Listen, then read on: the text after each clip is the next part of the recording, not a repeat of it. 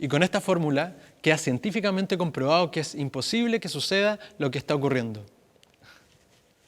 Con estos niveles de precisión, los expertos han explicado nuestra realidad y creado las políticas que rigen nuestro comportamiento. De esta manera le han arrebatado la política a quienes realmente les pertenece, a los ciudadanos, para convertirla en un lenguaje indescifrable, abordando cosas que no importan a nadie y no discutiendo las cosas que realmente importan. Hoy hablamos de política, pero con intelectuales de retaguardia, gente que ha teorizado desde la práctica, con los pies bien puestos en la calle. Hoy partimos nuestra búsqueda del sentido común.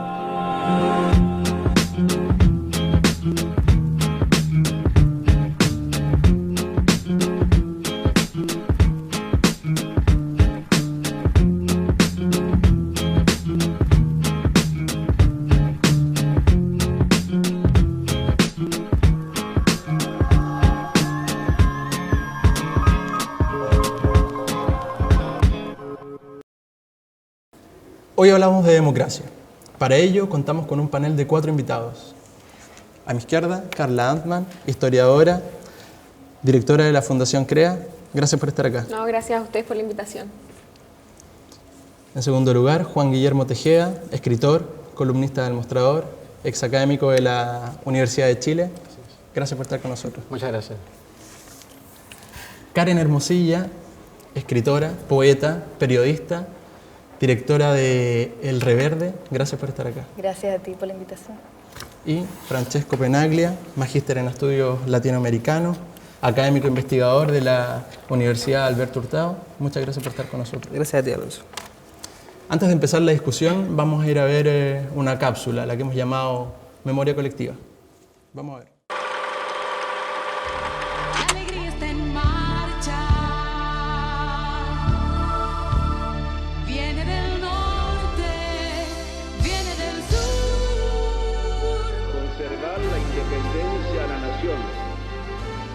Y guardar y hacer guardar la Constitución y las leyes, sí juro. Ellos trataron de derribar al gobierno militar, pero no lo consiguieron. Recibieron el poder del general Pinochet en el día y a la hora señalada. Ni un día antes, ni un día después. Y lo recibieron dentro de la Constitución que nosotros elaboramos. Es necesario que todas las labores que los particulares pueden desarrollar, de acuerdo a la naturaleza misma de esas actividades, en lo posible sean llevadas a cabo por los particulares. La educación, la salud, bienes o servicios, y múltiples o la generalidad de las actividades de la sociedad pueden ser desarrolladas por los particulares. Tan pronto se produzca un crecimiento de la iniciativa particular en todos los ámbitos en que ello es posible, el Estado debe retraerse. ¿Estamos o no estamos en democracia? Si estamos en democracia, quiere decir que democracia fue lo que nosotros construimos en la Constitución para que se verificara el día en que la Constitución determinaba que se verificaba y que se verificó.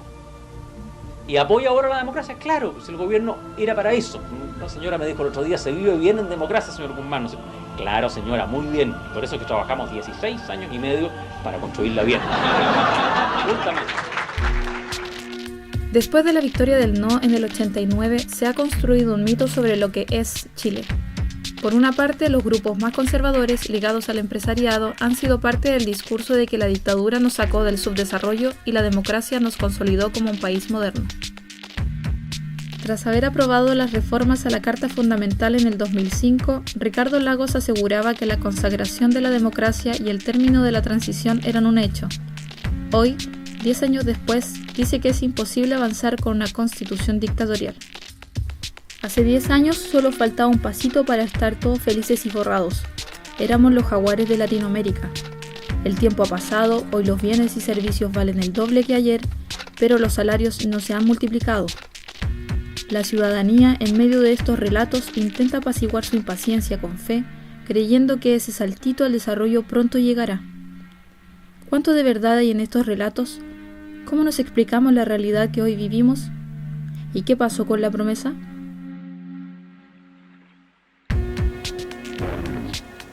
Para continuar, vamos a responder la pregunta del minuto. Me gustaría saber, en sus criterios, qué tipo de democracia tenemos en Chile. Parto contigo, Carla. Con el minuto. A ver, lo primero, siempre el tema de la democracia ha sido, yo creo que el tema actualmente más debatido entre las ciencias sociales y las ciencias políticas en particular. Y hay un debate grande de cómo entendemos democracia. Entonces, antes de decir qué tipo de democracia tenemos o no tenemos en Chile, hay que decir qué entendemos por democracia para así graficarlo. Y en general, en términos hegemónicos, se entiende democracia en aspectos formales. De hecho, hay mediciones, hay una que hace el The Economist, en donde ponen una tabla de cuáles son los países más o menos democráticos y miden ciertas cosas, libertades civiles, funcionamiento de las instituciones, elecciones libres, y en eso Chile es parte de los países ejemplares en términos de democracia. Ahora, si lo vemos en términos reales de contenido y seguimos conceptos básicos como el dicho por Aristóteles, en donde se entiende democracia como el gobierno de las mayorías, claramente en Chile no tenemos una democracia, sino que tenemos una plutocracia, que es el gobierno de los más ricos, o el gobierno en donde la mayor influencia la tienen los más ricos. Entonces, democracia yo diría que no tenemos en nuestro país, sino que una plutocracia con todas sus letras. Muchas gracias, Carla. Juan Guillermo, tu minuto. Bueno, la democracia es una buena idea, o sea, es mejor que la dictadura, claramente, pero como es tan buena idea, hay gente que la quiere comprar, se la quiere quedar y quiere controlarla. Y las astucias para comprar la democracia son infinitas.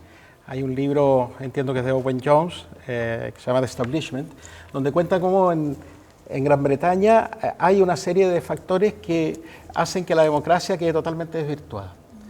¿Cómo se hace esto? Bueno, primero hay que tener multimillonarios. Sin multimillonarios no funciona. Hay gente con muchísimo dinero. Y esta gente con muchísimo dinero compra a los parlamentarios. Un parlamentario tiene un precio. Aquí teníamos a Jovino Novoa con un talonario, asignando cupos. En fin, ese parlamento vale lo que vale la chequera de este señor, que se la da una empresa. También, si tú tienes mucho dinero, puedes comprar canales de televisión, puedes comprar medios, puedes comprar periódicos, puedes comprar agencias de publicidad, etcétera. Con lo cual, la opinión también... Vamos a seguir después. Se me hizo tan corto. Sí. Qué triste. Karen, por favor, adelante, tu minuto. Bueno, yo creo que la democracia está protegida en Chile por esta dictadura empresarial. Yo creo que existe en Chile una dictadura del capital, justamente como tú relatabas, con políticos comprados y viendo siempre el Estado como una plataforma para los negocios de una élite. En el fondo yo creo que cuando llegó la democracia a Chile, esta idea del arco iris es nada más una plataforma, un resbalín que llega hasta una olla de oro. Y en el fondo mantener un sistema como el de la dictadura generaba una apropiación del capital solamente por esta élite latifundista, milica, y hoy día se abre para distintos actores. Y hoy día esa es la democracia que tenemos, justamente con guetos de poder que se disputan unas elecciones en donde no todos votan 3 millones de personas que están clientelizadas justamente por las mismas plataformas del Estado. El Estado les da pega, las academias les dan pega. Gracias, Karen. Las empresas les dan pega. Vamos a desarrollar un poco más después esa idea. Francesco, por favor, adelante.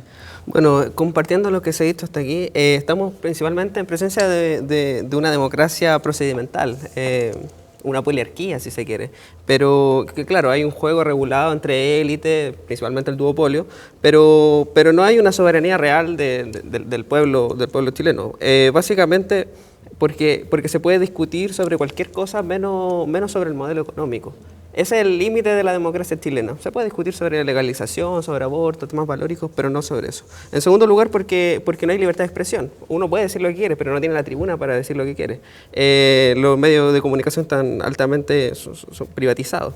En tercer lugar, hay una pérdida de soberanía en el espectro internacional. O sea, importa más lo que pasa con la economía china, con respecto al cobre, con respecto a un montón de cosas, que es lo que un trabajador elige cuando vota. Y no hay mecanismo de democracia directa y tampoco hay espacio de democracia deliberativa. Entonces es una democracia solo procedimental. Muchas gracias, Francesco. Bueno, es claro que el momento actual es consecuencia de un desarrollo, de un proceso que se ha venido dando en los últimos 25 años, si se quiere. En relación a eso, me gustaría preguntarles cuáles son las claves que encontramos en la transición para poder entender el momento actual. No sé si alguno quiere tomar la palabra. Sí, a mi juicio, el proceso transicional es importante situarlo antes de la transición. Primero con la victoria de la Alianza Democrática y el Acuerdo Nacional por sobre el MDP, digamos, que tiene que ver con el descubrimiento de Carrizal Bajo, tiene que ver con el fallido atentado. De ahí gana una forma de transición, que es la transición del orden, es la transición de la perduración del modelo. Ya en la transición, eso se ve principalmente en dos grandes pilares. Por un lado, el pilar económico, que tiene, por una parte, a Cieplan como el garante de una visión económica con Foxley, que consolida el modelo, lo consolida manteniendo una política fiscal conservadora, mantención de los macroequilibrios económicos. Eso con el tiempo se va fortaleciendo con más apertura económica, más privatizaciones, la privatización del agua, entre otras cosas, de los derechos sociales, la bancarización de la educación, es decir, las concesiones con el agua, es decir, toda una línea de consolidación del modelo económico. Y una segunda que tiene que ver con el orden político, que es la mantención de los famosos enclaves autoritarios, como diría Garretón, que tiene que ver con la Constitución, los quórum, el Tribunal Constitucional, entre otras cosas, el sistema binominal. Y todo esto que se ha explicado, que han explicado un montón de politólogos y teóricos, que son los cierres, los cerrojos.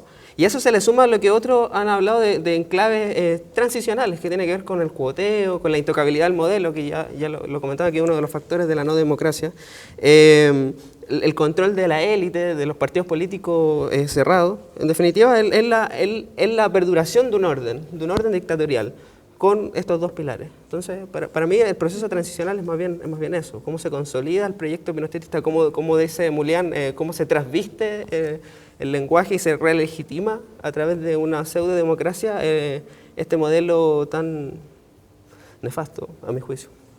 En ese sentido, el proceso de transición no habría terminado entonces ni con la muerte de Pinochet, ni con la firma del 2005 del Lago. Ni con la firma del 2005, sino que en la medida que sigue esa estructura, nosotros seguimos en este proceso de transición. Bueno, eso es una buena pregunta. A mi juicio, la transición, yo entiendo que hay polémica ahí, pero a mi juicio la transición termina el 2011. Por los movimientos, por el avance de la legitimidad y en tercer lugar por la derrota de la concertación. Para mí esos tres elementos marcan un quiebre de una élite transicional, o el cuestionamiento de una élite transicional o de una forma de construirla. Sí. O sea, yo lo que creo es que entre el 2006 y el 2011 se abrió una puerta que depende de cómo nosotros logramos pasarle, si logramos cerrar o no la transición. Y cerrar la transición va a implicar lograr cambiar los pilares que se mantuvieron. Yo como profe de historia, además, siempre recuerdo uno de los libros de clases que te entrega el ministerio para enseñarle a los estudiantes de básica lo que fue el periodo de la dictadura y la transición, y se dice luces y sombras. O sea, así es el título. Entonces, sombra, violación de los derechos humanos. Luce, desarrollo económico y conquista de una democracia consolidada en términos latinoamericanos. Y yo creo que es clave ver esas cosas porque es el discurso oficial, en definitiva, el que después a los niños se les hace repetir 1 y 1000 veces y se instala en la sociedad en su conjunto. Y ese fue el discurso que se nos instaló, que en definitiva es muy parecido a lo que estábamos viendo en la cápsula al comienzo que decía Jaime Guzmán. O sea, efectivamente el discurso es decir, mira, sí, estos 17 años fueron refundacionales, los de la dictadura, a diferencia de las otras dictaduras de América Latina, que buscaron además terminar con procesos revolucionarios, insurreccionales y volver atrás. Acá la dictadura no trató de volver al 69, sino que efectivamente refundó un nuevo país y ese país lo mantuvieron por este pacto y se mantuvo en base a 3 acuerdos, a impunidad, la mantención de la institucionalidad y la mantención del modelo económico. Y si nosotros esos 3 elementos no los resolvemos, no vamos a haber terminado con todos los resabios de la dictadura y vamos a seguir en esto que no es democracia. Bueno, yo tengo unos recuerdos sobre la transición. Por ejemplo, el día del plebiscito, cuando ganó el no, cuando se veía que iba a ganar el no, que no estaba muy claro, pero al final parece que sí, fui a hablar con mi madre que había sido detenida y que había estado en 4 Álamos, en 3 Álamos, en Estadio Chile, en fin, tuvo muchos meses de cautiverio, de padecimiento. Y le dije, parece que le fue mal a Pinochet, se está ganando y tal. Y ella se cubrió con la frazada y me dijo, no me hables, no quiero saber nada. Y salimos después con mi señora a la calle a celebrar por Vespucio, y no había nadie, no había un alma. Estaba Santiago vacío, yo no podía creerlo. Yo iba con una bandera chilena, pero no pude ni sacarla. Y vi un terror, la gente creía que lo más probable es que hubiera otro golpe, y estaba todo el mundo chato de los milicos, chato de esa vida, chato de esa chatura que había hasta el año 89-90, que era un mundo asqueroso. Cuando apareció eso, lo que yo vi fue un gran miedo, un gran anhelo de la gente, pero un miedo atroz, un miedo cotidiano a opinar, a manifestarse, a decir cosas sensatas de sentido común. No estamos hablando de grandes planes económicos avanzados ni nada, sino que en el cotidiano. Y en el cotidiano lo que había era un hartazgo con los milicos que estaban por todos lados, con sus caras pintadas, sus tanques, sus vehículos sin patente y todas estas cosas, en los trabajos, en todos lados. Era un mundo opresivo, atroz. Y eso de repente como que se derritió, se terminó. Entonces eso fue para una generación o para la gente que vivió aquello, fue de una enorme importancia. Y cuando comparamos con hoy, no hay ese miedo. O sea, ese miedo, hoy hay un fastidio, por así decirlo, pero hay miedo. El miedo que yo viví, que yo palpé, que yo también tenía, pero creo que tenía miedo, menos miedo que los demás, porque a lo mejor estuve viviendo mucho tiempo fuera, entonces me habían quitado esos miedos. Pero vi cómo el terror de lo que pudiera pasar impregnaba el estado social y político, emocional de entonces. Bueno, yo pienso que la transición es como un limbo cultural, que hoy día está siendo rellenado con mercados, distintos tipos de gustos personales, en donde se ha perdido mucho lo colectivo. Que tú dices, una forma de terminar con la transición son estos años de revolución pingüina, estudiantil, que podrían darle una solución a todos los problemas que acarreamos desde la llegada de la democracia. Pero a mí me parece que estamos, o ya se terminó la transición con la firma de Lagos de la Constitución de Pinochet, renovando los votos, además con esta cosa que decía Guzmán, que a mí me parece un Gramsci de derecha realmente notable, porque lo que dice es cierto, justamente se está administrando un modelo que ellos hicieron con bastante éxito y que hoy día vemos cómo han generado un poder total y absoluto. El empresariado hoy día lo vemos en las calles lavando su imagen con Teletón y Confort, que es algo muy patente que vemos hoy día caminando hacia acá. Veo varios lienzos de Confort y Teletón donde habla de un Estado que ya se entregó completamente al capital, que es una plataforma de lo privado y que es el trabajo ya hecho. Yo creo que ya terminó la transición. Entendía como un momento donde hay esperanza y hay falta de miedo y hay una apertura, sí puede ser, se vivió. De hecho, yo cuando chica veía Arboliris, ponte tú, viví el momento ping-pong y me reencanté con la fuerza de la alegría, pero eso después se terminó y comenzó el miedo ya no a los milicos, un miedo más personal, privado, a ser gordo, a fracasar, millones de miedos, se multiplicaron los miedos, ya no era solamente la bota, sino que era ser pobre, así de simple. Y hoy día tenemos esa carencia, esa sensación de orfandad, cuando no tenemos una plataforma de lo público, neta de lo popular. Y hoy día recién yo veo que se puede llegar a resolver con una asamblea constituyente o con cosas que se hacen, que son tan significativas, yo diría que salvaron el gobierno. De Bachelet, por ejemplo, la iniciativa de Jadwe en Recoleta. Creo que eso podría ser un llamado a decir, vamos a terminar con este modelo de la nada. Sí, y en ese sentido, disculpa, en ese sentido, esa iniciativa parece más parte de un proyecto de izquierda, y en ese sentido tenemos en estos 25 años de democracia o transición o como le vayamos a llamar, la izquierda cuenta con herramientas que obviamente no contaba antes, como financiamiento, participación de la política, escaños en el Parlamento. Con esas herramientas, ¿cómo evalúan ustedes, el rol de la izquierda? Me quedó como un punto, lo por vinculo favor con eso, pero claro, yo creo que cuando tratamos de discernir o decir cuándo terminó o no la transición, lo importante, la transición es un concepto que une dos cosas. Entonces, ¿transición a qué? Entonces, si esta era transición a la democracia, obviamente no ha terminado, porque democracia no tenemos. Entonces, si es un cierre del periodo dictatorial, claro que sí, yo ahí comparto y me hace mucho sentido, pero creo que nuestro análisis no puede caer en decir, mira, esto es igual al 75 o igual al 83, claramente que no estamos hoy día en una dictadura cívico-militar, pero sí estamos en un gobierno de los más ricos que se imponen a través de las leyes y a través de los poderes fácticos que tienen. Entonces, en ese plano, si nosotros nos ponemos la democracia como un objetivo intermedio, final, dependiendo de nuestros intereses, claro que todavía estamos en un marco transicional ahí que además...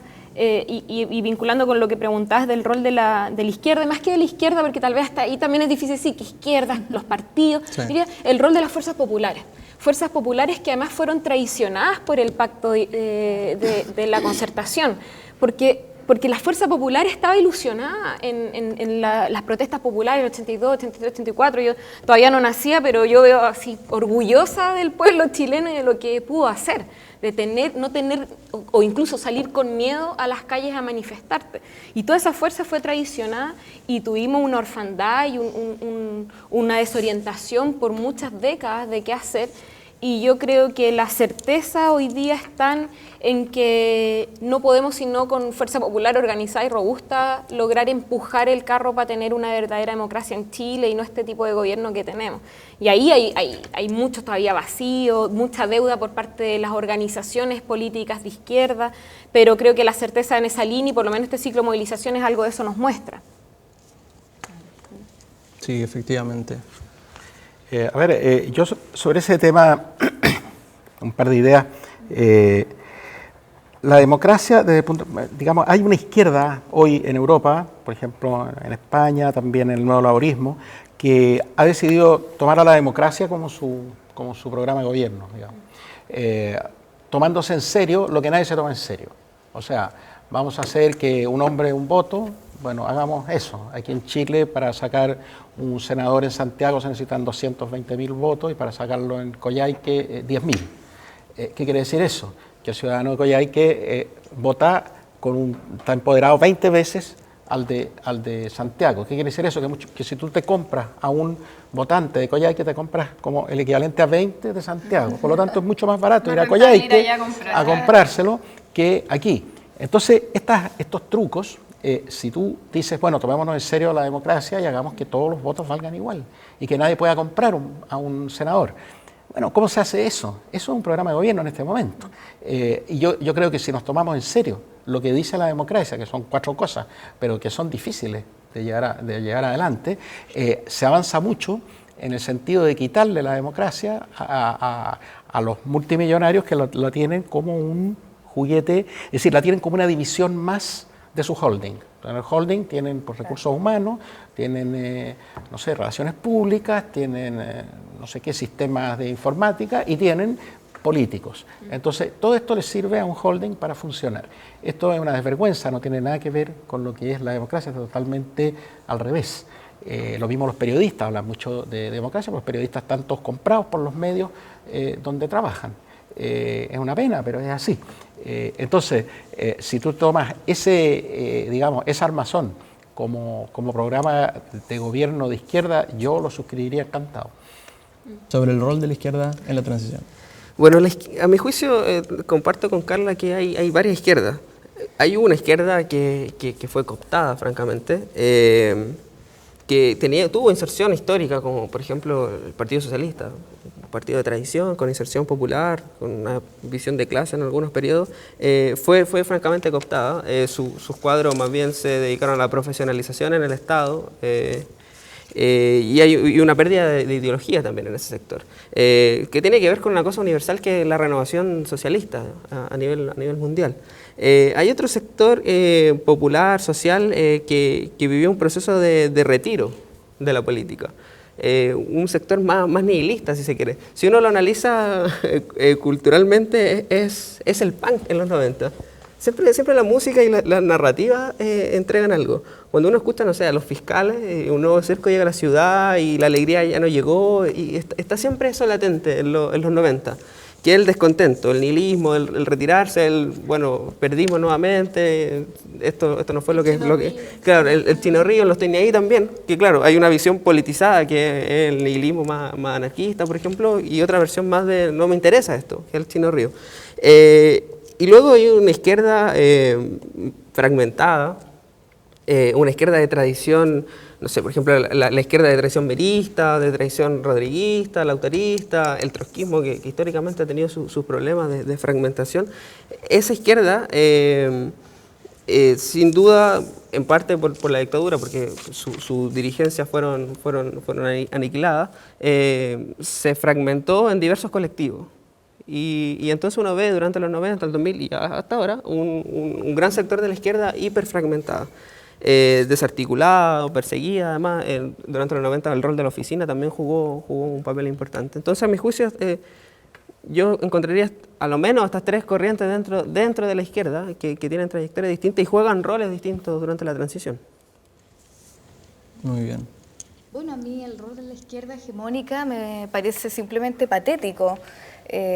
Por eso yo discrepo, por ejemplo, de esta visión de Gabriel Salazar de que el vicio de la Constitución sería de origen, por ser dictatorial.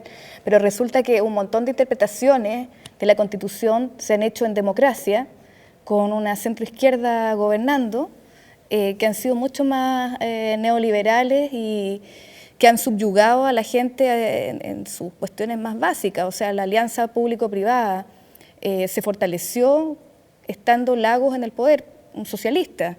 Tenemos también el tema de una constitución que ha sido siempre la mejor del mundo porque ha permitido estos negocios privados, ¿no? Ha permitido además desde el Estado dar fondos para un plan auge atendido en clínica. Eso lo hizo la izquierda hegemónica en Chile, eso no lo hizo la derecha. Por lo tanto, el rol de la izquierda ha sido en el aparataje estatal una plataforma para sus propios negocios, lo que me parece terrible. Ahora, esta otra izquierda, la popular, la que intenta rescatar ese espíritu nacional, me parece que ha tomado un rol también muy fetichizado y muy victimizado.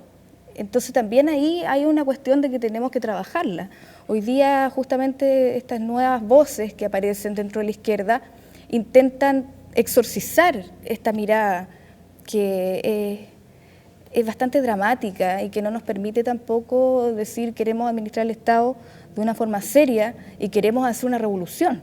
Yo creo que la izquierda hoy día está entrampada en estos dos mundos, el mundo que se entregó completamente al capital y que aún utiliza un lenguaje de izquierda y que además se victimiza por haber sido torturado y qué sé yo, pero que administra muy bien el fondo de la gente de derecha. Y esta otra que está en las capas populares y que en realidad siente más identificada con la izquierda desde las vivencias personales, familiares, y que tampoco puede hacer poder. Y yo creo que eso es lo que hay que trabajar hoy día. Muy bien. Ahora, antes de seguir, yo tengo apuntada la pregunta sobre las consecuencias del modelo, pero quiero complementarla con un video, así es que vamos a ir a ver La Lupa primero. Adelante.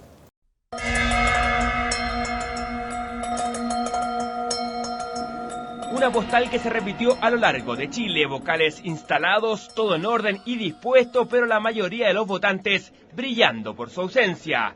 Una abstención que bordeó el 60% y que para algunos se transformó en uno de los protagonistas de esta segunda vuelta. Si nos comparamos con otros países americanos con voto voluntario, vemos que las cifras de participación son similares a las elecciones colombianas de 2010, pero están lejos de Estados Unidos y aún más de Venezuela. Luego que los 10 imputados por el delito de alteración fraudulenta de precios obtuvieran salida alternativa, la que consiste en la cancelación de una multa, tendrán que hacer a instituciones de beneficencia por 250 millones de pesos y clases de ética empresarial. Francisco, lo que parece que es cierto es que las multas siempre son menores que lo ganado malamente. Sí, entonces uno dice, bueno, sigue siendo buen negocio. El llamado caso Penta es una intrincada madeja difícil de entender y un desafío para explicar, porque a partir de una investigación tributaria se abrió una especie de caja de Pandora con muchas ramificaciones. Tiembla la clase política de que se sepa la verdad, una verdad que todos los chilenos conocemos pero que no podemos probar. Ahora se podría probar. ¿Pero qué verdad? Bueno, el financiamiento de la política por parte de los grandes empresarios. Aquí cuando se habla de los empresarios, no, son los grandes empresarios los que tienen dinero, los que tienen recursos y los que gastan en influencia, los que han financiado la política. Yo quiero pedirles a todos y a todas que participen de nuestra democracia.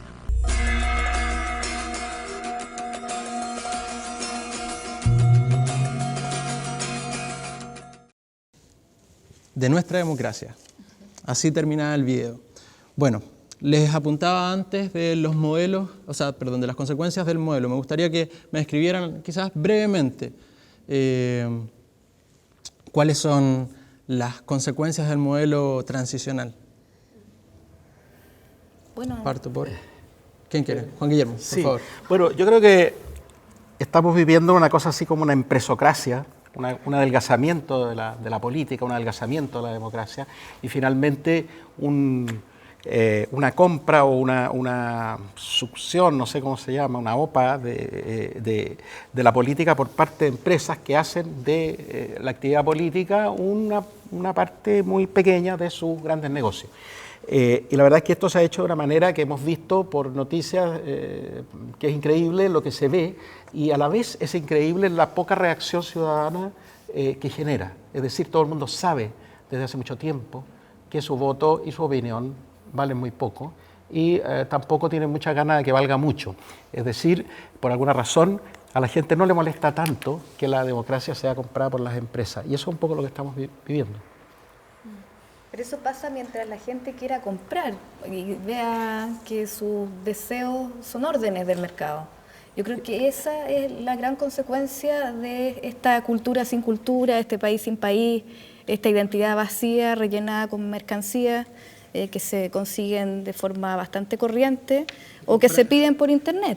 Entonces tenemos el acceso a un montón de bienes de consumo que si bien no son la educación de calidad que deberíamos tener, son cosas entretenidas. Por ejemplo, además tenemos a Vidal andando en Ferrari, haciendo goles en Europa. Esos son hoy día nuestros ideales, porque los ideales son capitalistas.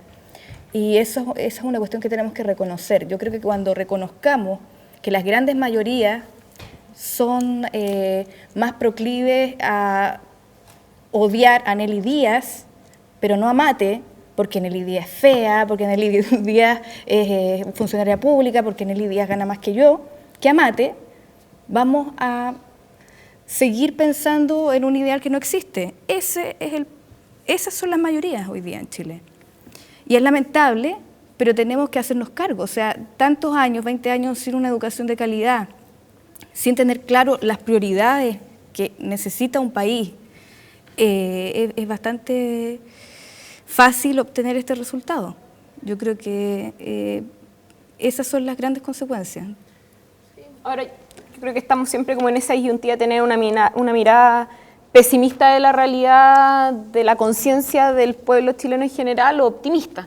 Y yo a veces trato de hacer este homólogo y decir, bueno, ¿cómo habrá sido si alguien opinaba sobre la conciencia del pueblo ruso en 1906? Claro. Entonces, o sea, una educación bajísima, mucho analfabetismo, y bueno, y no está pasando nada mucho, y a veces en la historia muchos años se condensan en unos meses. Entonces, yo en general para Chile, sobre todo por las señales dadas desde el 2011 al 2006 al 2011 y todo ese ciclo, tengo una mirada que tiende a ser optimista. Espero que no caiga en la ingenuidad, pero por lo menos optimista. hay creo que señales de niveles de politización mayor que no necesariamente van vinculados directamente a participación política formal, porque obviamente a veces la politización va de la mano con la desafección de este tipo de política. O sea, no quiero votar, pero estoy más politizado. Y ahí yo creo que un elemento clave en relación a los tópicos que estábamos hablando al comienzo es que sin duda alguna más democracia tiene que ser menos capitalismo. O sea, esa yo creo que es una relación que se da, y que nosotros, si logramos que se empiecen a discutir proyectos de sociedad realmente antagónicos y no esta farsa entre lo que es hoy día una mayoría o esa izquierda, ex izquierda hoy día entreguista con la derecha, en donde es una farsa electoral y tenemos efectivamente contraposición de proyectos, la participación aumenta.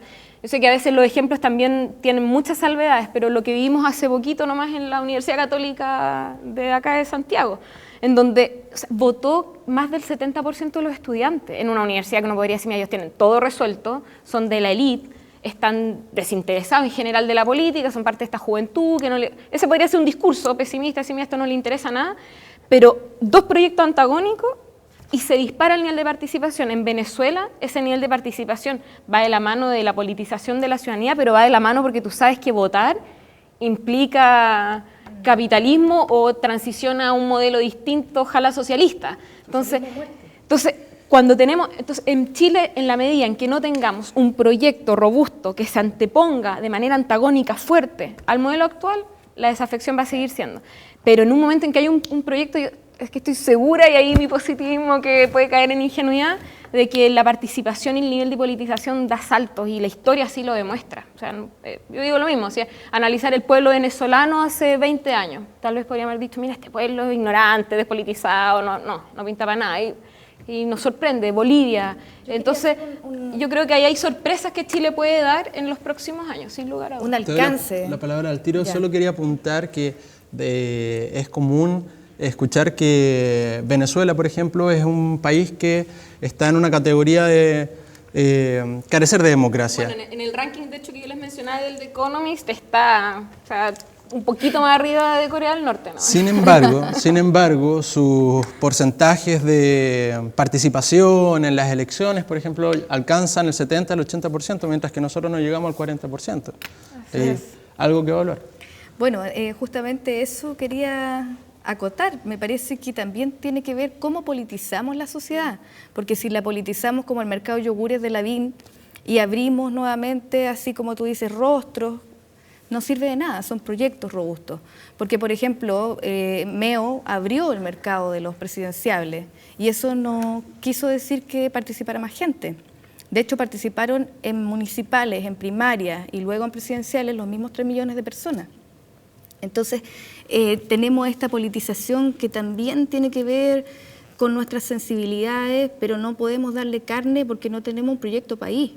No tenemos pensada la educación más allá de la gratuidad, sino que qué hacemos con un universo de personas que no saben qué hacer de su vida y que ven en el ranking de las últimas noticias cuál es la carrera que tiene más empleabilidad, que tiene más plata, y vamos por eso. Entonces, le falta un espíritu nacional y popular a Chile. Un último a propósito de eso mismo también es que, y cuando hablamos del rol de las izquierdas, a veces las izquierdas tienden a ser sumamente conservadoras. El sentido común, a propósito del nombre del pueblo chileno en términos generales, a veces tiende a estar mucho más a la izquierda que las propias izquierdas. Uno dice, Asamblea Constituyente, más del 60% de acuerdo. Nacionalización del cobre, más del 60% de acuerdo. Y le preguntas a candidatos de izquierda, temerosos. No, es que sí, pero no, a evaluar. Claro, entonces hay un germen potente en el pueblo chileno para levantar un proyecto robusto. Lo que pasa es que a veces las condiciones más subjetivas o de la política no están todavía dadas más que las condiciones populares. Bueno, y en ese sentido la pregunta cae de cajón. ¿Cuál es el rol de la ciudadanía en este escenario? Me faltó responderla. Por favor, si lo sabía, pero pensé que ya está. Sí, claro. Es complejo el análisis. A mi juicio, es interesante lo que muestra el último PNUD 2015, que se habla de una ciudadanía que quiere cambio, pero que es desconfiada a la vez de cualquier representación, aunque sea social, que está politizada, pero que además quiere orden. Entonces, ¿cómo diablo cerrar en una narrativa, en un proyecto, esos 4 elementos que son un poco contradictorios o son contradictorios para lo que la izquierda ha acostumbrado a entregar como proyecto? Que sin duda, cuando uno plantea un proyecto más revolucionario, más reformista, da igual, hay una transformación del orden, o sea, hay un espacio de incertidumbre. Y bueno, la gente pide una cierta estabilidad y un orden. Es complejo, pero sin duda el sentido común se ha ido modificando. O sea, ese sentido común que estructuró el modelo transicional que tenía desde el punto de vista individual, excesivo egoísmo, consumismo, hedonismo, eso lo estructuró el modelo. En lo político ya bien se decía, una democracia protegida, una desafección. Los datos que entregaban en la cápsula son bastante relevantes. Y desde lo económico, con una fuerte explotación de clases, aunque suene trasnochado decirlo y a muchos no les guste y muchos lo oculten, es un modelo evidentemente clasista. Lo de la cápsula también lo mostraban, lo de los pollos, lo de la colusión de la farmacia, o ahora con lo del confort.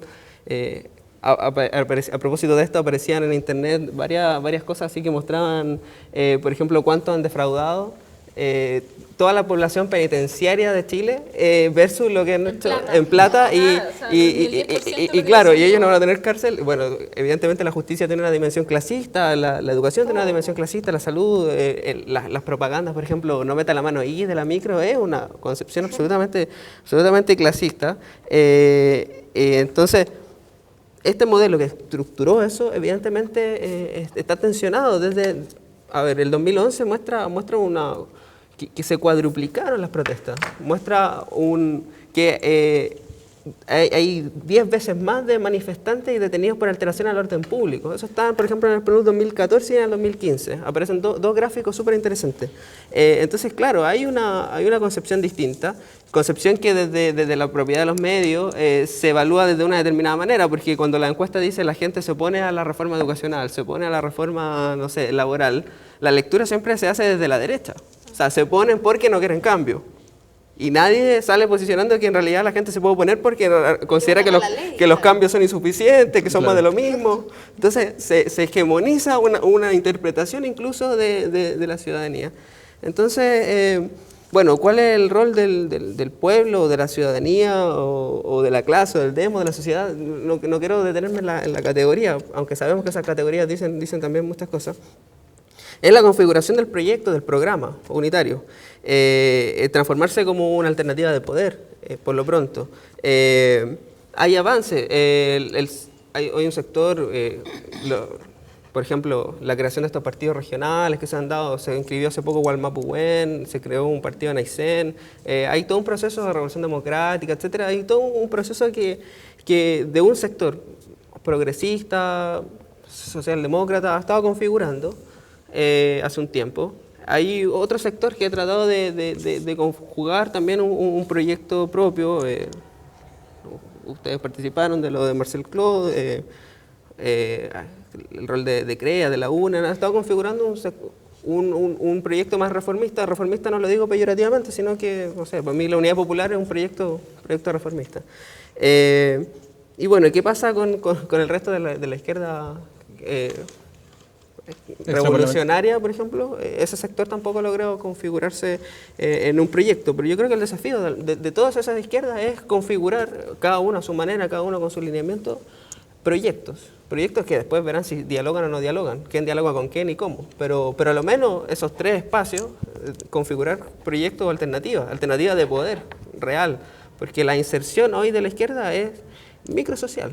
En universidades, algunos sindicatos, algunas poblaciones, algunas cosas, alguna experiencia, algunas radios, algunos medios, Es de gueto todo. Es de gueto. Todo es de gueto. Pero nada, se ha transformado en un proyecto que permita llegar a esa ciudadanía que está descontenta, que quiere orden, pero que quiere cambios, que quiere esto y lo otro, que sabe que quiere, pero no quiere. A llegar a ese pueblo implica un proceso de configuración de un programa, de un proyecto, en función de una táctica, una estrategia, etcétera, pero un cuerpo, al menos, o varios cuerpos, pero de estos sectores. En esa línea yo creo que hay una certeza que más nos enseña la propia historia del mismo proyecto transicional o concertacionista, que es que en Chile, en cualquier proceso de cambio necesario en el mundo, si no hay fuerza popular organizada y consciente no se logra nada. O sea, todo lo demás son mecanismos. Hoy día nos pueden servir o no las elecciones, hoy día nos pueden servir o no las huelgas y los sindicatos. Son mecanismos para tener una fuerza popular organizada y consciente.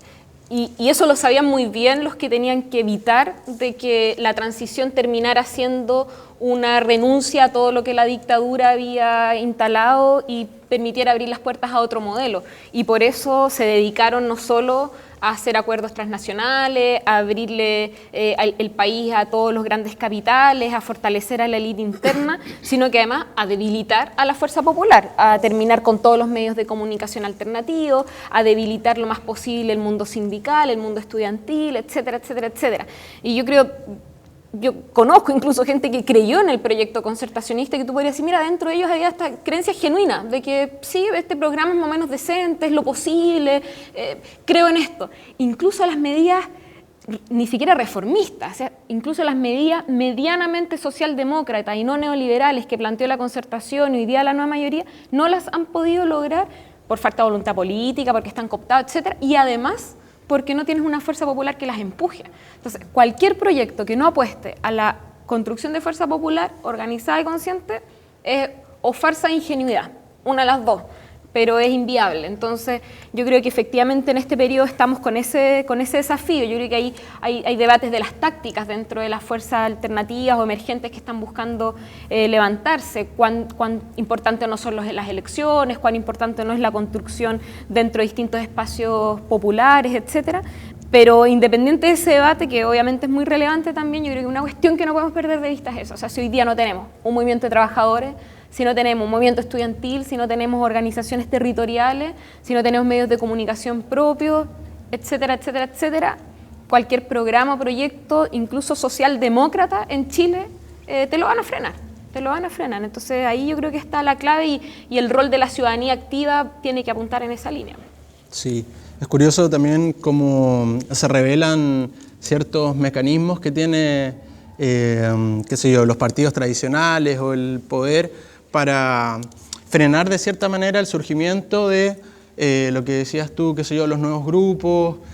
Por ejemplo, recuerdo a propósito de la nueva ley de financiamiento de los partidos o de creación de partidos, se envía una sugerencia de modificación para que se suba el porcentaje de firmas y suscriptores a los partidos para que puedan legalizarse. Entonces antes necesitaban un 0,5, 0,25 y ahora necesitan el doble. Y ahí un tema con el financiamiento también, porque los requisitos, está bien, no hay que hacer de los partidos una pyme, pero tampoco los partidos vigentes pueden cerrar el club de los partidos existentes. Entonces ahí tienen una serie de requisitos que ponen que tienen que tener inserción, tienen que tener parlamentarios, tienen que constituirse en varias regiones, tienen un montón de cosas que en definitiva limitan que existan nuevos partidos financiados, que más bien el club se haya cerrado con los que están hasta el momento.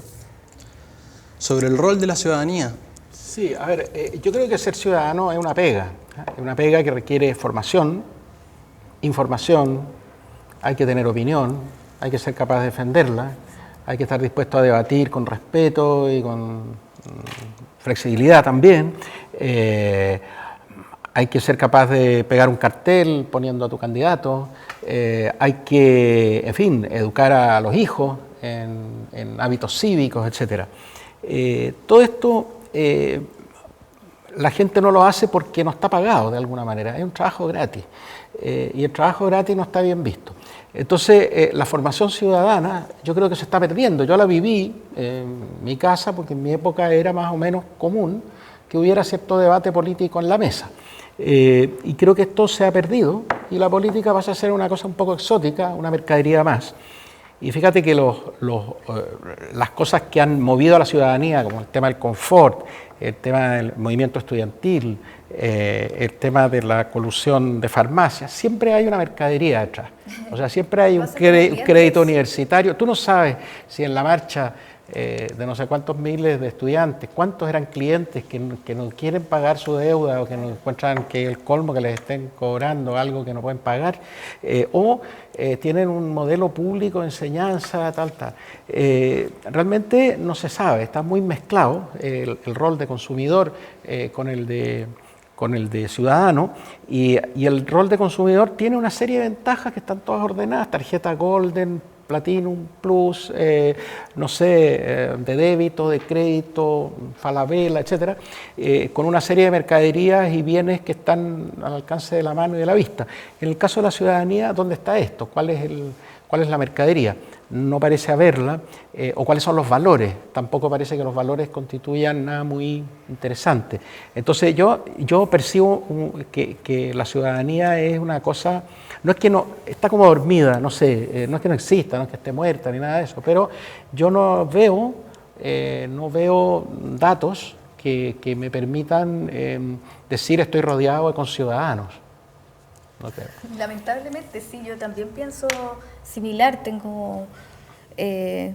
como entiendo la ciudadanía hoy día como pertenecer también a una plataforma, a una ONG de repente, como que se ha privatizado de alguna forma la experiencia popular.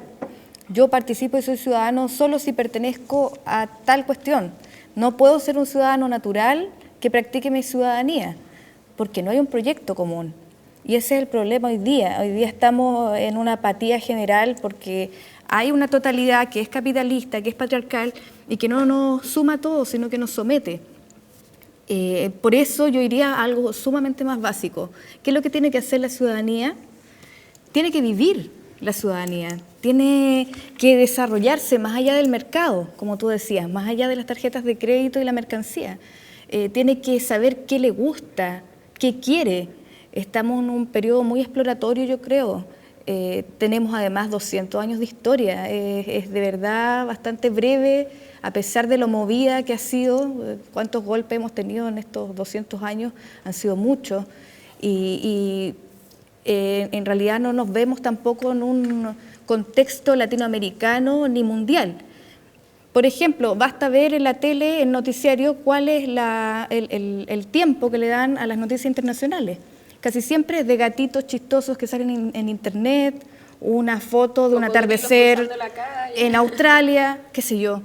Pero no se habla de política mundial, por lo tanto, la persona que vive en Chile vive como en una isla ideológica, que no sabe en realidad en qué está metido.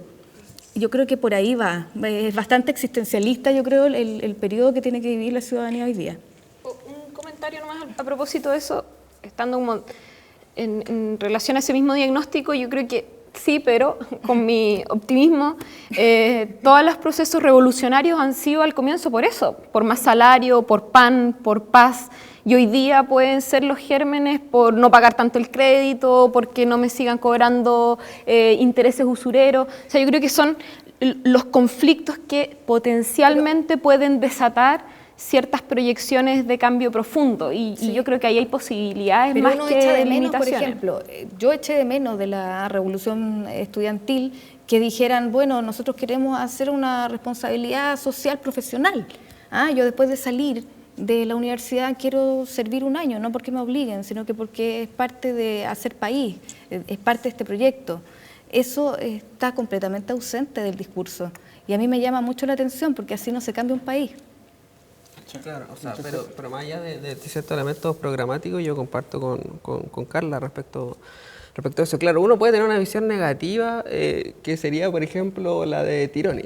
Tironi diría, estos 300.000 personas que participan en realidad quieren integrarse al modelo de consumo. Esto es una crisis de crecimiento, esto es un problema de más democracia, qué sé yo. Las capas medias, ya. El éxito del modelo. Y por otro lado, podemos tener a Salazar, que piensa que estamos en un periodo prerevolucionario, o que lo dijo en algún momento, fue mal interpretado, qué sé yo, pero es la otra visión, como de pensar ya aquí. Creo que eso, sobre todo en el 2011, ya casi nadie está diciendo que estamos en un periodo prerevolucionario. Entre esas dos almas más autoflagelantes o autocomplacientes, pero ahora del sector, Yo creo que, bueno, es el rol un poco de la investigación, de los estudios, de los sondeos, del rol de intelectual orgánico al servicio, digamos, de ser un buen diagnóstico, que ni oculte ni tampoco ensalce lo que no es, ni engañándose ni tirándose para abajo.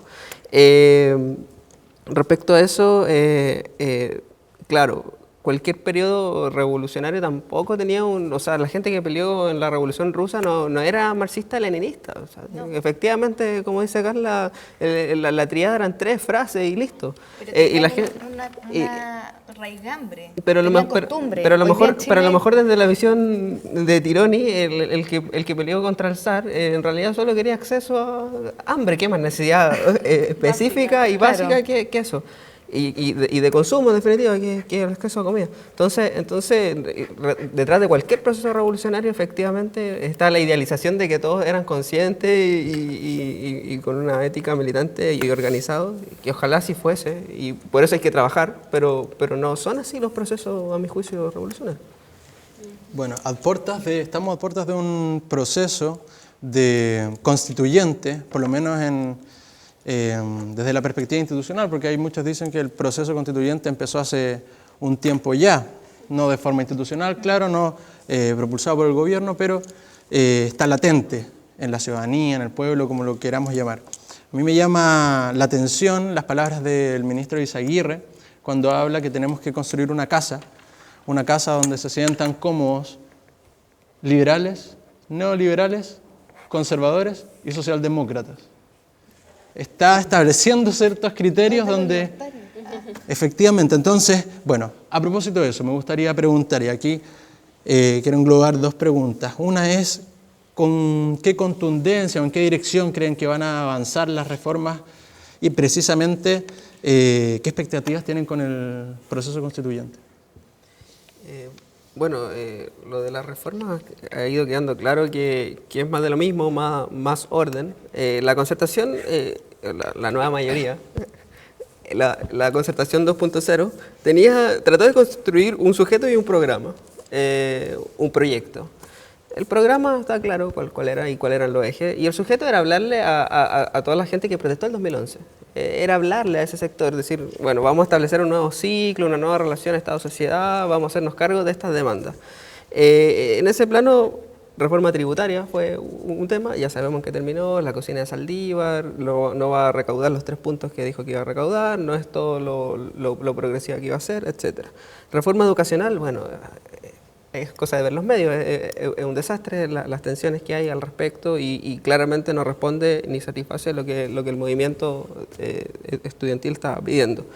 En descentralización, y lo digo solo al paso, de las demandas ciudadanas, yo tengo el estudio que lo he estado haciendo, solo el 15% de la demanda ciudadana se ha incorporado en una política gubernamental. Pueblo mapuche, ni hablar, se trató de establecer vínculos con el intendente, pero ya sacaron a Huenchumilla y se cerró todo por opción de diálogo, y va a ser más de lo mismo, más represión, más criminalización. El gobierno se junta con los camioneros, pero no decide juntarse con algunos grupos mapuches moderados, ni hablar de otros grupos mapuches un poco más radicales. En fin, y nueva constitución. Bueno, después de un año y medio de dime y direte, de cómo iba a ser el mecanismo, la propuesta efectivamente nos invita a sentarse a todo un sector que piensa diferente. Estableció los márgenes y seguir efectivamente en ese campo político. Es un mecanismo además que comienza elitista y termina elitista, o sea, los 2 procesos son elitistas institucionales. De una institucionalidad desacreditada, que está acusada de corrupción, cooptada por el poder económico, etc. Entonces yo no tengo ninguna expectativa respecto a ese proceso constituyente, más que lo que han empezado a dialogar ciertos espacios hace ya largo tiempo de la izquierda, que es aprovechar esta coyuntura para tener un proceso propio al que claramente no se invitó, Izaguirre, que es, no sé, por ejemplo, está el proyecto del Congreso de los Pueblos, pero también había otras propuestas de una asamblea paralela, o una asamblea social, una asamblea popular, o qué sé yo, que permita como coyuntura para que el sector de la izquierda dialogue en un proyecto popular, unitario, desde abajo, que le permita además como un aprendizaje de establecer ese programa que adolece la izquierda. A mi juicio es una coyuntura interesante en ese plano, no desde ninguna expectativa respecto a la propuesta institucional. Carla. Mira, yo creo que siguiendo con mi optimismo, la élite política y empresarial hoy día tiene un problema, y es que se está debilitando la propuesta que hacían al país de la existencia de solo dos polos, un centro falso y una derecha.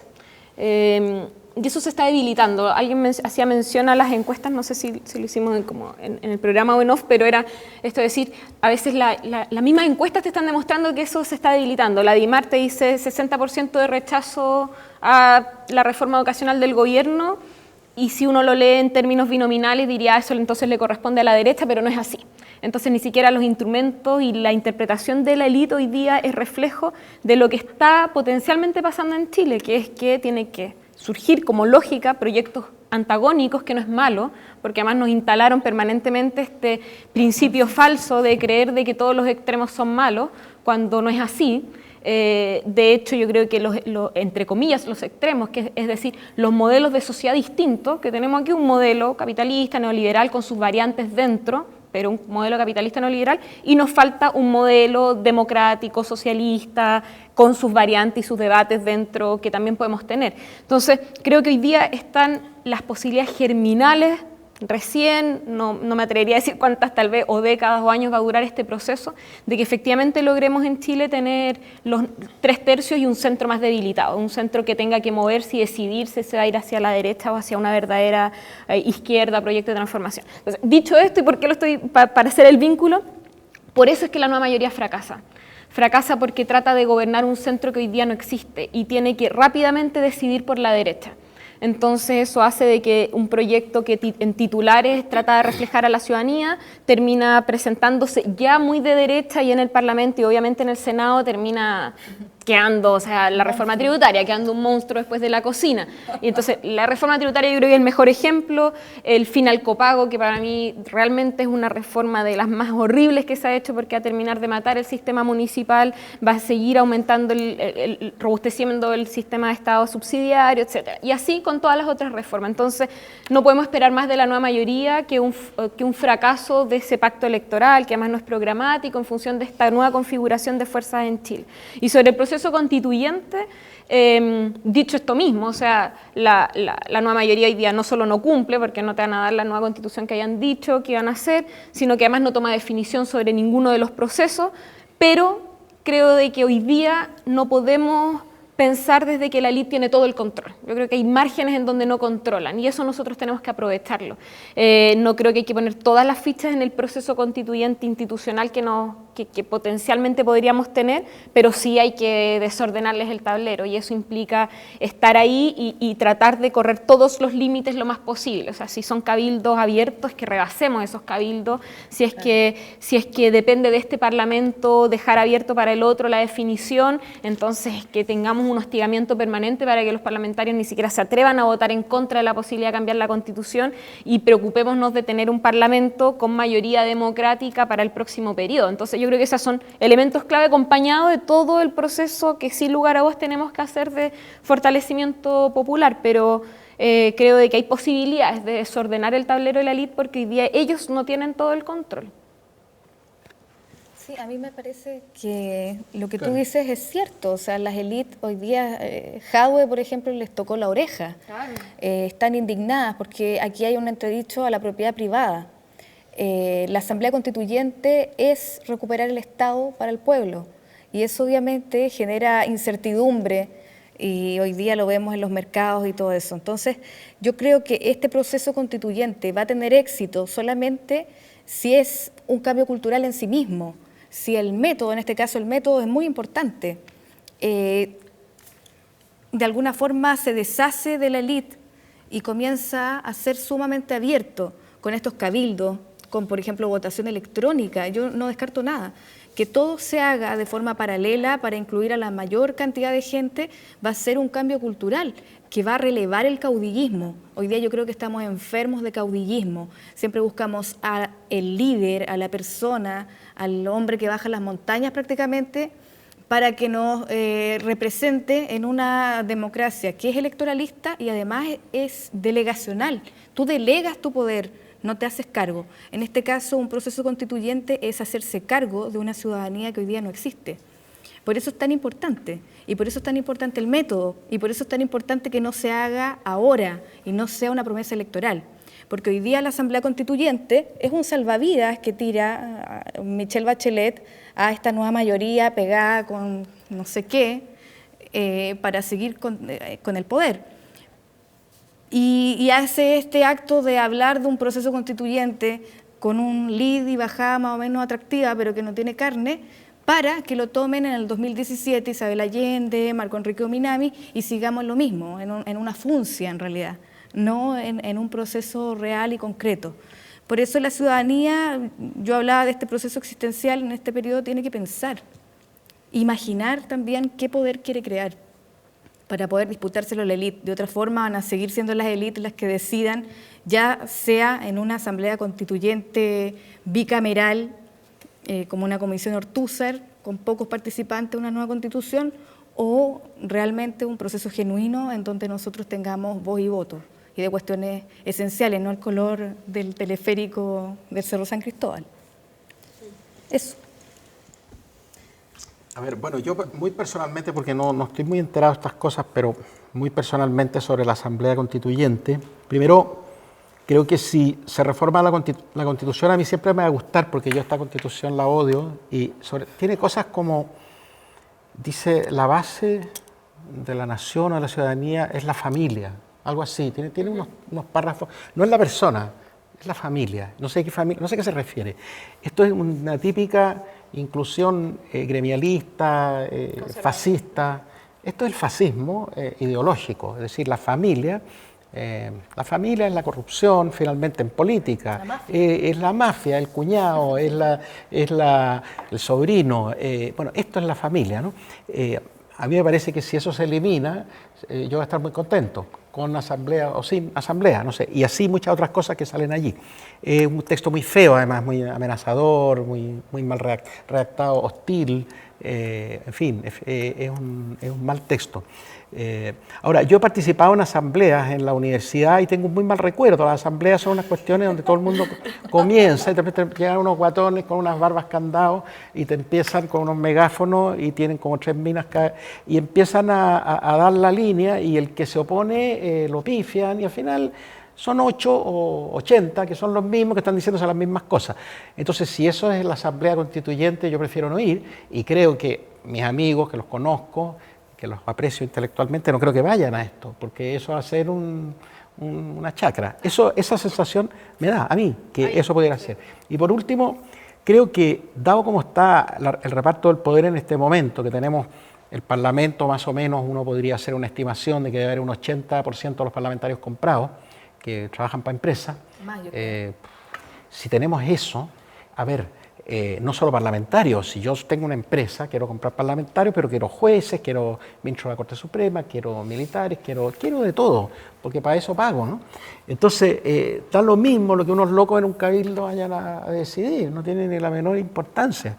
Se puede hacer o no hacer, pero si no hay en este momento una especie de insurrección cívica en contra del Parlamento, de hecho es una encuesta y tiene una aprobación del 10%, creo, o el 15%, pero si no hay una indignación por esto, no hay ninguna voluntad de que el aparato político chileno refleje la realidad deseada por todos, para nada, simplemente es algo que se deja estar como esté, y no creo yo que haya la voluntad ciudadana.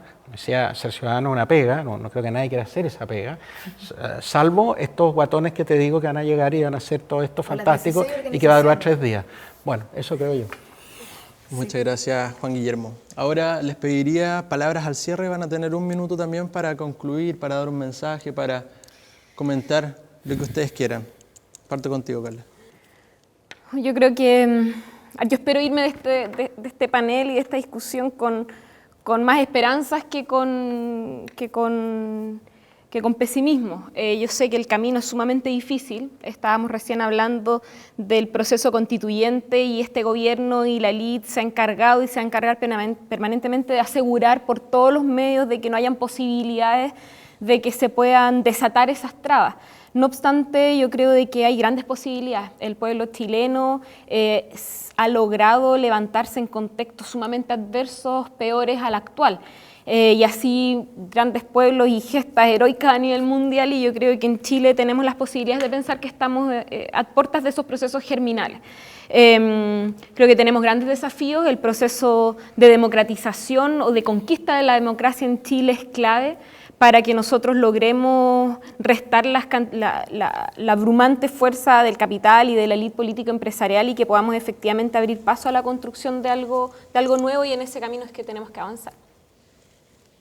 Francesco. Sí, bueno, creo que también me voy con una cierta esperanza de este panel y de lo que está aconteciendo a nivel nacional. A mi juicio, un fantasma recorre Chile, parafraseando por ahí algún texto simpático. Hay vientos de cambio y a seguir trabajando. Creo la izquierda debe seguir trabajando en movimiento popular de masa, en avanzar en unidad, en programa, en organización, en politización, que finalmente es lo que permite la solidez y la viabilidad de cualquier proyecto transformador. Porque hay una forma de ver la política desde arriba, desde lo mediático, desde el discurso, desde el cierre identitario, que es muy válida y que tiene efecto. Pero lo que le da viabilidad, lo que sustenta un proceso transformador es la construcción de organización, politización y unidad programática. Gracias. Karen. Bueno, hacer un llamado a que no solamente convoquemos a la izquierda o a los movilizados, sino que al revés. Que dejemos un poco de operar en lógicas de gueto y nos empecemos a abrir, porque lo que necesita Chile de verdad es una revuelta interior. Yo creo ir a qué somos y descubrir también que somos una pulpería y que nos hemos transformado en clientes hoy día de lo mismo que antaño. Y descubrir eso y darnos cuenta y tener conciencia de eso también nos abre la posibilidad de terminar con eso. A mí me parece que tenemos un mundo por delante, una historia por delante, sin desmerecer la historia que tenemos para atrás, pero no seguir fetichizando la unidad popular, por ejemplo, o yéndonos también a la victimización de la dictadura. Yo creo que suena facho, porque siempre ha sonado facho decir que hay que avanzar. Pero creo que en este momento histórico sí hay que avanzar, y hay que avanzar como un cuerpo social, que hoy día no tenemos. Estamos dispersos, estamos funcionando con ortopedia, pero yo tengo también la esperanza intacta, a pesar de la crítica que hago. Creo que eso está refloreciendo y podemos incluso correr con este cuerpo social en una década o 2 décadas más. Gracias, Karen. Juan Guillermo.